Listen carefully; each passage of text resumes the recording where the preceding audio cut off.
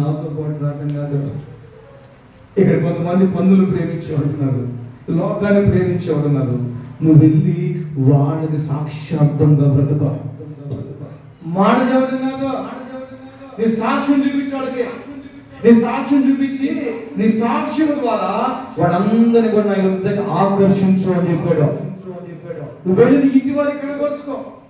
నాతో రావడం కాదు, నువ్వు ఇంటి గారికి కనపరుచుకో. అంటే వాడేం చేశాడు తెలుసా? వాడు మహాగురుడు. వాడేం చేశాడు తెలుసా? దెగపోలి మొత్తం కూడా యేసు నామాన్ని ప్రకటన చేసి వదిలిపెట్టాడు. యేసు నామం హల్లెలూయా.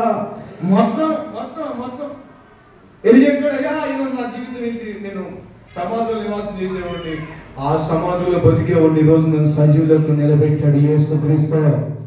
సజీవులకు నిలబెట్టాడు యేసుక్రీస్తు అని తన సాక్ష్యాన్ని ఆ దెగపోలు మొత్తం ప్రకటించి ఆ దెగపోలు